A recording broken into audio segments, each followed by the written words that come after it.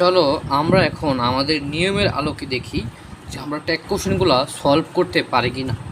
প্রথমেই দেখি, modesty is a great virtue. তার মানে কি, এটা মডেস্টি একটা মহৎ গুণ। এখানে দেওয়া আছে মডেস্টি, একটা গুণের নাম উল্লেখ করছে। তার মানে কি, এখানে কিন্তু সেখানে হেল্পিং ভার্ব হচ্ছে কি, দেখো ইস, আর কিন্তু কোনো হেল্পিং ভার্ব নাই। সুতরাং আমরা হচ্ছে 2 পেয়ে গিয়েছি। এখন আমাদের কত লাগবে? 1 লাগবে। এখানে 1 মানে সাবজেক্ট হিসেবে কি আছে? মডেস্টি। আমরা প্রথমে কি বলছি, কোনো নাউন সাবজেক্ট হিসেবে বসতে পারবে না, প্রনাউন বসবে। মডেস্টি একটা গুণ, এটার পরিবর্তে কি বসতে পারে? এটার পরিবর্তে বসবে হচ্ছে ইট। ঠিক আছে, যেহেতু এটা হচ্ছে বস্তুবাচক শব্দ, এটা গুণবাচক শব্দ মডেস্টি, সুতরাং এটার পরিবর্তে বসবে হচ্ছে ইট। সুতরাং আমরা হচ্ছে একও পেয়ে গেছি। এই বাক্যে দেখো তো এটা কি অ্যাফার্মেটিভ সেন্টেন্স না নেগেটিভ সেন্টেন্স? যেহেতু এখানে কোনো নট নাই, সুতরাং এটা একটা অ্যাফার্মেটিভ সেন্টেন্স। সুতরাং আমরা নিয়ম অনুযায়ী যাই, হয় 2টা, না হয় একটা বস। প্রথমে আমরা 2 দিব, ইস। যেহেতু এটা অ্যাফার্মেটিভ সেন্টেন্স, তাই এখানে একটা আমাদের নেগেটিভ করতে হবে, তাই এটা নট দিব, ইজেন্ট। তারপর আমাদের এক মানে কি সাবজেক্ট হিসেবে কি আছে? মডেস্টি। আমরা যেহেতু নাউন দিতে পারবো না, সুতরাং প্রনাউন দিতে হবে। মডেস্টির প্রনাউন হবে ইট। তারপর একটা প্রশ্নবোধক চিহ্ন, এবং আমাদের কি ট্যাগ কোশ্চেন হয়ে গেল। কত সহজ না? আচ্ছা দেখো, আমরা এটা সলভ করি। এটা তোমরা সলভ করো, আশা করি সলভ করতে পারছো। এখন দেখি আসলে তোমাদের সাথে আমারটা মিলে কিনা। আচ্ছা দেখো, এখানে কী দেওয়া আছে? Everybody likes a modest person. ঠিক আছে, এখানে প্রথমে আমাদের কী খুঁজতে হবে? 2 কোথায়, মানে ভার্ব।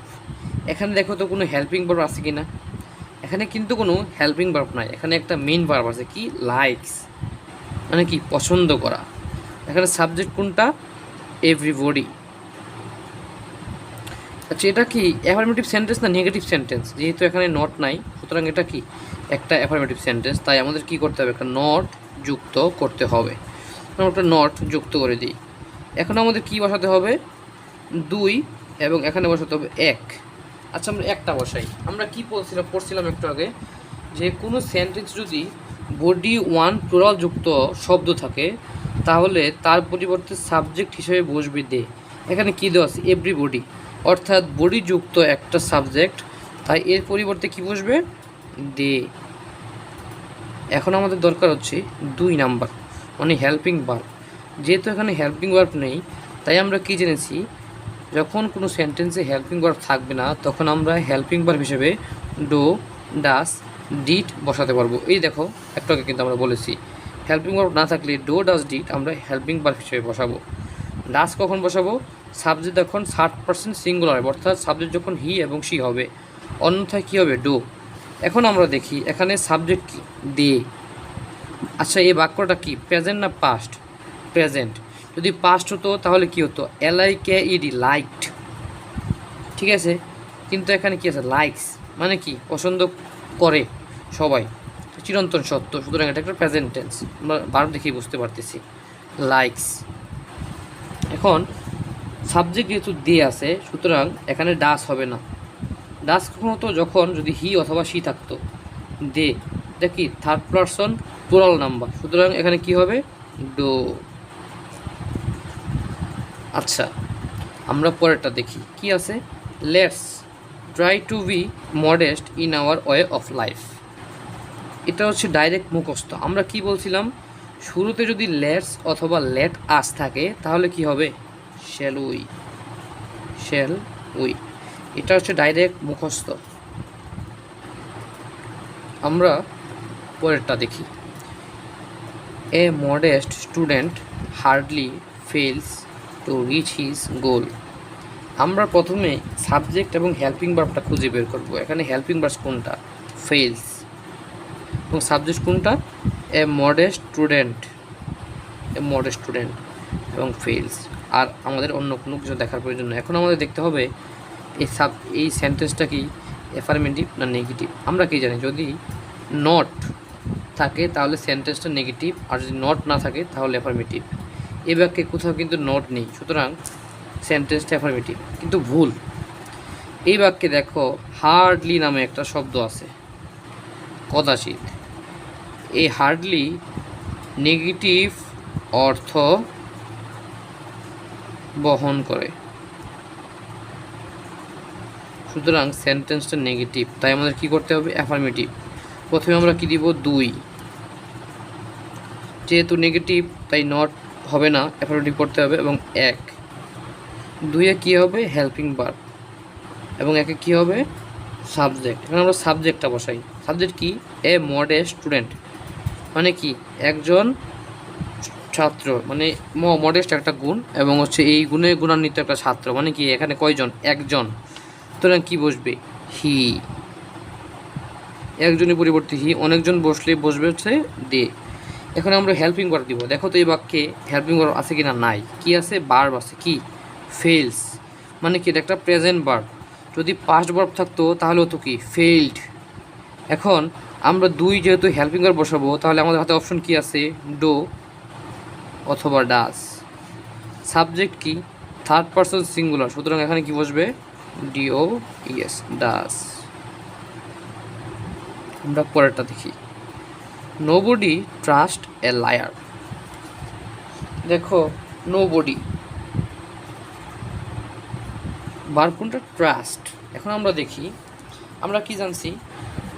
আচ্ছা, এখানে সাবজেক্ট কোনটা? এটা। ভার্ব এটা। এখন এই বাক্যটা কি অ্যাফার্মেটিভটা নেগেটিভ? আমরা কি জানি? নোবডি, নো ওয়ান, নো যুক্ত শব্দ থাকলে সেটা কি? নেগেটিভ সেন্টেন্স, নেগেটিভ অর্থ বহন করে। সুতরাং এই ট্যাগ করার সময় এটা অ্যাফার্মেটিভ করতে হবে। 2 এবং 1। এখন আমরা 1 এবং 2 এখানে লিখি। 2, 1।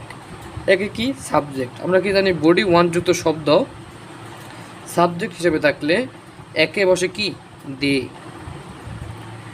এখন যেহেতু এখানে হেল্পিং ভার্ব নাই, সুতরাং আমরা কোনটা আনবো? হেল্পিং ভার্ব ডো অথবা ডাস। এখানে কোনটা আসবে? চিন্তা করো তো। ডাস আসবে না, এখানে আসবে ডো। কেন? দে। দে কি? এটা প্লুরাল। যদি এখানে হি অথবা সি থাকতো তাহলে কি বসতো? ডাস। যেহেতু এখানে দে আছে, অনেকগুলা মানুষ বা অনেক কিছু বলছে, অনেকগুলা মানুষ বলছে, সুতরাং এখানে কি বসবে? ডো। সুতরাং ডো দে। তারপর আমরা যাই, speaking the truth is a good exercise. অর্থাৎ সত্য কথা বলা একটা ভালো কি? চর্চা। এখানে দেখি আমরা সাবজেক্ট এবং হেল্পিং ভার্ব। হেল্পিং ভার্ব কোনটা? ইজ। এই দেখো ইজ, বিবার। তাহলে সাবজেক্ট কোনটা? অবশ্যই তার সামনেরটা হবে স্পিকিং দ্য ট্রুথ। এখন দেখো এটা কি একটা অ্যাফার্মেটিভ সেন্টেন্স না নেগেটিভ সেন্টেন্স? যেহেতু নট নেই এবং নেগেটিভ কোনো ওয়ার্ডও নেই, সুতরাং এটা একটা অ্যাফার্মেটিভ সেন্টেন্স। তাই আমাদের কি করতে হবে? 2, নট 1। আচ্ছা, এখন আমরা 1 বসাই। স্পিকিং দ্য ট্রুথ, এটা কি? সত্য কথা বলা, মানে কি? এটা গুণ না, সুতরাং কি বসবে? ইট। এবং দিলাম হচ্ছে নট, যেহেতু এটা হচ্ছে অ্যাফার্মেটিভ আছে, নেগেটিভ করতে হবে। এখন আমরা হেল্পিং ভার্ব কি আছে? ইজ নট ইট। এখন আমরা এটা কীভাবে লিখতে পারি? Isn't it. আচ্ছা, তারপর যাই আমরা, it is not less important in our life. এখানে হেল্পিং ভার্ব আছে ইজ, নট দেওয়া আছে এবং সাবজেক্ট আছে ইজ, সুতরাং এটা সবচেয়ে সহজ। তোমরা এটা করবা, করো তো। 1 মিনিট সময় দিলাম, করো।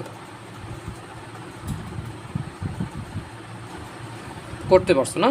তাহলে কি হবে? এখানে হবে 2, এখানে হবে 1। যেহেতু নট আছে তাই এখানে নট বসবে না। 2-এ কি আছে? ইজ, এবং 1-এ কি আছে? ইট। সুন্দরভাবে সলভ হয়ে গেছে। আজকে আমরা সর্বশেষ যেটা দেখব, দেখো কী দেওয়া আছে? Do not forget me. আচ্ছা, এটা তোমরা একটু চিন্তা করে তো এখানে আসলে কি হতে পারে। এই নিয়মটা কিন্তু আমরা পড়ছি আসলে ব্যতিক্রম নিয়মে।